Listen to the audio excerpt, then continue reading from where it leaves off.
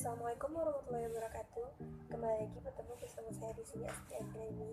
Kali ini saya akan menjelaskan mengenai capaian pembelajaran 2 materi ke-10, yaitu mengenai pengukuran kinerja pusat investasi.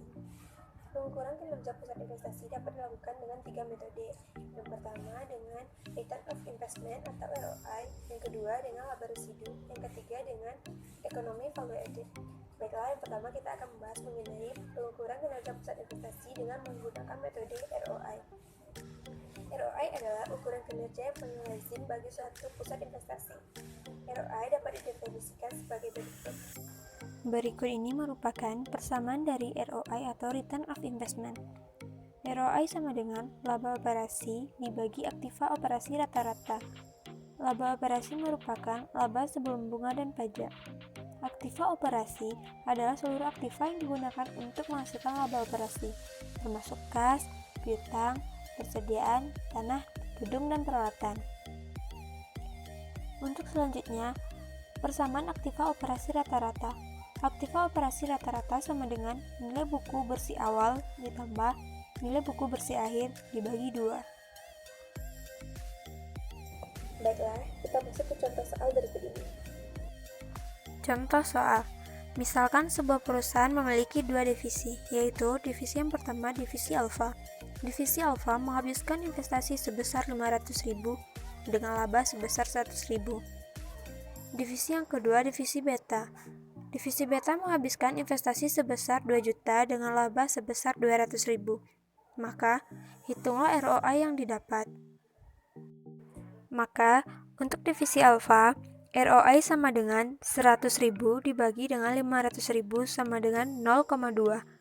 Untuk divisi beta, ROI sama dengan 200.000 dibagi 2 juta sama dengan 0,1.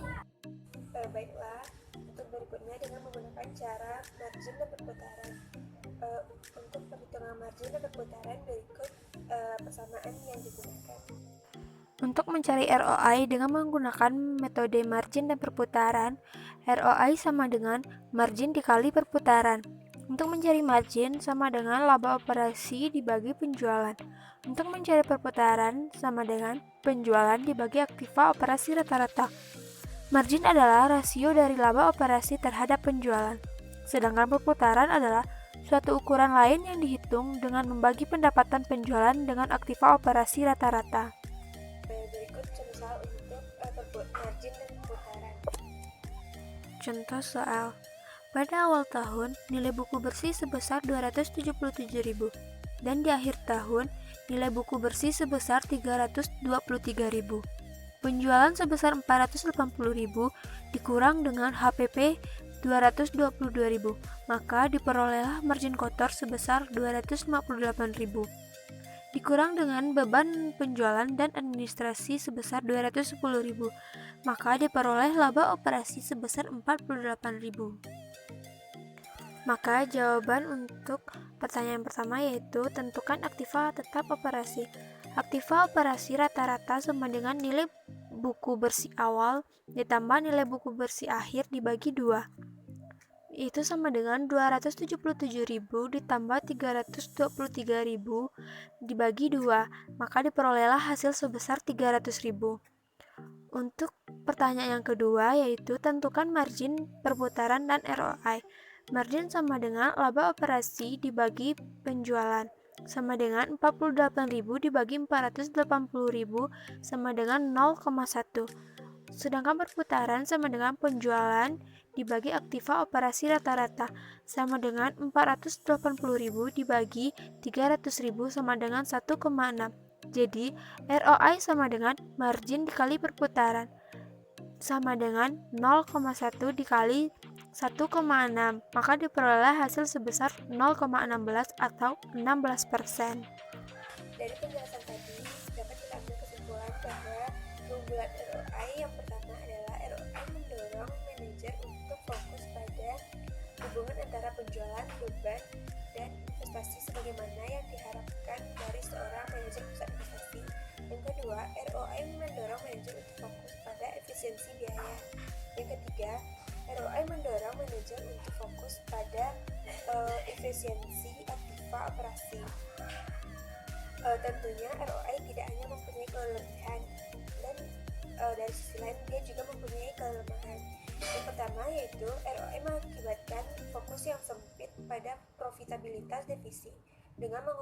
mengorbankan profitabilitas perusahaan.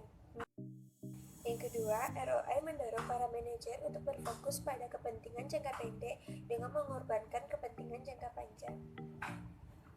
Untuk selanjutnya, pengukuran kinerja pusat investasi. Yang kedua, dengan menggunakan laba residu.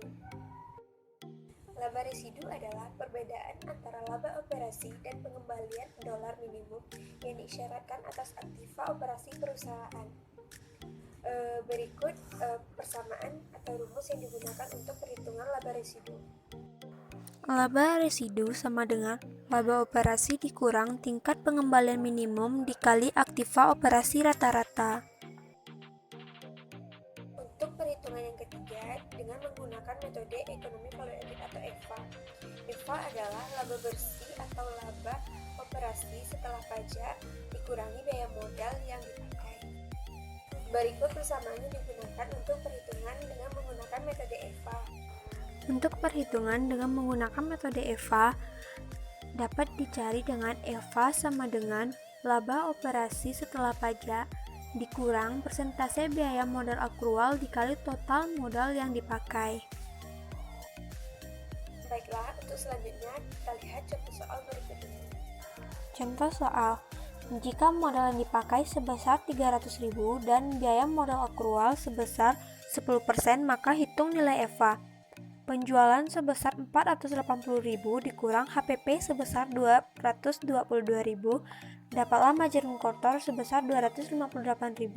Dikurangi dengan beban penjualan dan administrasi sebesar 210.000, maka dapatlah laba operasi sebesar 48.000. Dikurangi dengan pajak penghasilan sebesar 30%, yaitu 14.400, maka dapatlah laba bersih sebesar 33.600 rupiah. Sekian presentasi dari saya. Mohon maaf apabila banyak kesalahan dan terima kasih atas perhatiannya. Assalamualaikum warahmatullahi wabarakatuh.